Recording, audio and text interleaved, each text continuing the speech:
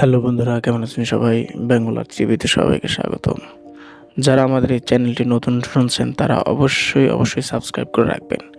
কে কোথা থেকে আমাদের এই ভিডিওটি দেখছেন বা শুনছেন তারা অবশ্যই কমেন্ট সেকশনে জানাবেন।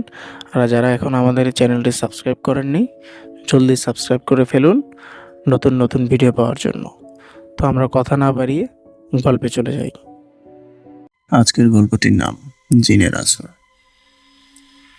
আজকের গল্পটা এক মাদ্রাসার ছাত্রকে ঘিরে। যে ছেলেটা ছিল শান্ত, নামাজি, কিন্তু এক রাতে তার সাথে এমন কিছু ঘটে যা আজও কেউ বলতে পারেনি। একটা ছোট্ট গ্রামে একটা পুরনো মাদ্রাসা ছিল। সেখানে থাকতো প্রায় 30 জন ছাত্র। তাদের মধ্যে একজন ছিল রাশেদ, খুবই ভালো ছেলে। সবসময় নামাজ পড়ে, কারোর সাথে ঝগড়া করে না। কিন্তু মাদ্রাসার এক কোনায় একটা পুরনো ঘর ছিল, যেখানে কেউ যেত না।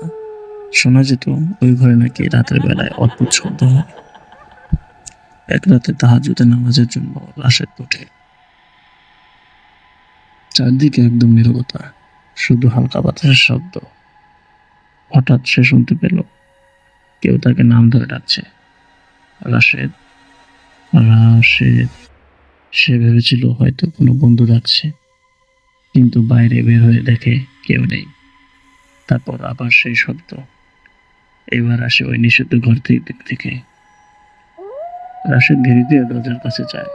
দরজাটা একটু খোলা ছিল, ভেতরটা অন্ধকার, কিন্তু মনে হচ্ছিল কেউ যেন দাঁড়িয়ে আছে। হঠাৎ দরজা নিচ থেকেই খুলে গেল, আর রাশেদ দেখলো একটা অদ্ভুত ছায়া, যার চোখ দুটো জ্বল করছে। সে ভয় পেয়ে দৌড় দিতে লাগলো, কিন্তু পা যেন নড়ছিল না। পরের দিন থেকে রাশেদের আচরণ বদলে যেতে থাকে। সে একা একা কথা বলে, হাসে, আবার হঠাৎ চুপ হয়ে যায়। রাতে অন্য ছাত্ররা দেখে রাশেদ বিছানায় বসে, ফাঁকা চোখে তাকিয়ে আছে দেয়ালের দিকে, আর ধীরে ধীরে বলছে, ও আমাকে ডাকছে। এক রাতে হুজুররা শুনতে পান রাশেদের রুম থেকে অদ্ভুত শব্দ আসছে। তারা দরজা খুলে দেখে রাশেদ মাটিতে বসে মাথা নিচু করে আছে। হঠাৎ সে মাথা তোলে, তার চোখ অস্বাভাবিক। সে অন্য কণ্ঠে বলে, এই জায়গা এখন আমার। সবাই ভয় পেয়ে যায়।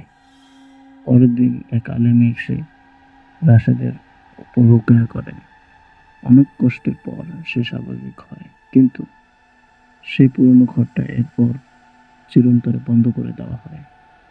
আর আজও রাতে কেউ ওই ঘরের পাশ দিয়ে গেলে শুনতে পায় রাশেদ, রাশেদ নামে কে যেন ডাকছে।